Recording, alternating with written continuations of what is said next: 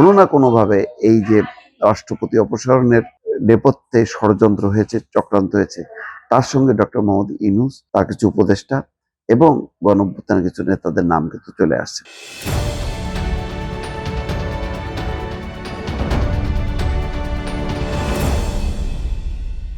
President Shahabuddin মোটামুটি সবকিছুই ফাঁস করে দিয়েছেন।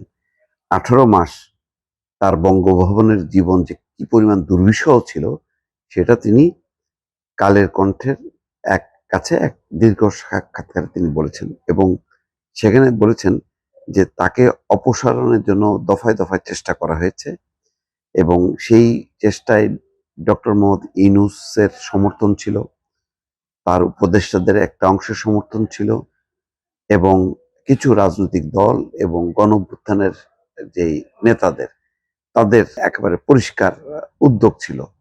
কিন্তু তাকে রক্ষা করেছে কে, সেটা তিনি বলেছেন যে বিএনপির শীর্ষ নেতৃত্ব তাকে বারবার আশ্বস্ত করেছে যে তারা সংবিধানের বাইরে যাবে না।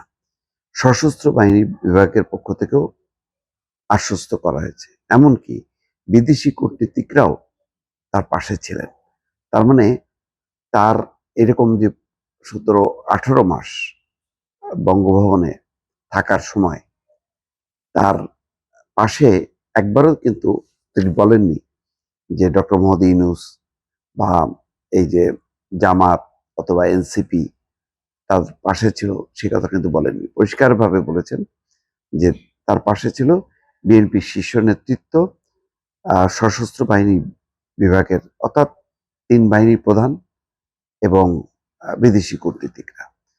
তিনি যেমন বলেছেন যে 1.5 বছর কোনো আলোচনায় তিনি ছিলেন না, অথচ তাকে নিয়ে নানা চক্রান্ত চলেছে। সাংবিধানিক শূন্যতা সৃষ্টি করার যেসব পায়তারা চলছিল সেটাও তিনি বর্ণনা করেছেন।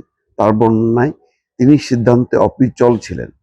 অসাংবিধানিক উপায়ে প্রেসিডেন্টকে উপড়ে ফেলার অনেক ছক তৈরি হয়েছিল, একে একে সবকটা ব্যর্থ হয়েছে।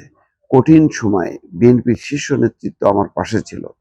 তারা সংবিধানের ধারাবাহিকতা অক্ষুণ্ণ রাখার ব্যাপারে স্পষ্ট ধারণা দিয়েছিলেন আমাকে। বিএনপি চেয়ারম্যান তারেক রহমানকে নিয়ে আমার মনের মধ্যে অনেক কৌতূহল ছিল, কিন্তু আমি পর্যায়ক্রমে বুঝতে পারলাম তিনি খুবই আন্তরিকতাপূর্ণ মানুষ। দুঃসময়ে বিএনপির সহযোগিতা ছিল শতভাগ। তার মানে কৃতজ্ঞতা প্রকাশ করছেন তিনি বিএনপির প্রতি। দুঃসময়ে বিএনপির সহযোগিতা ছিল শতভাগ। এছাড়া সশস্ত্র বাহিনীর পক্ষ থেকেও সর্বোচ্চ সমর্থন দেয়া হয়। প্রেসিডেন্টকে অপসারণের উদ্যোগ কেন নেওয়া হয়েছিল এর ভেতরের গল্প টেনে এনেছেন তিনি সাক্ষাৎকারে। বলেছেন, মূলত গণঅভ্যুত্থানের কিছু নেতার চাপে আমাকে অপসারণের উদ্যোগ নেওয়া হয়।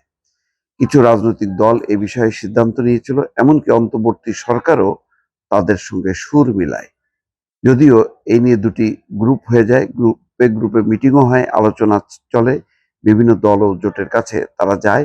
এক পর্যায়ে পরিস্থিতি এমন দাঁড়ায়, মেজরিটি হয়ে গেলেই আমাকে অপসারণ করা হবে, আমার মনোবল ভেঙে যাবে। তখন আমাকে পদত্যাগের জন্য বলবে। কিন্তু বিএনপির উচ্চ পদে আসীন আমাকে কিছু নেতা আমাকে আশ্বস্ত করে যে আমরা সাংবিধানিক ধারাবাহিকতা রক্ষা করবই। তার মানে বুঝতে পারছেন দর্শক, যে যে কথাগুলো বাইরে প্রচার ছিল সেটা সত্য, যে চেষ্টা করা হয়েছে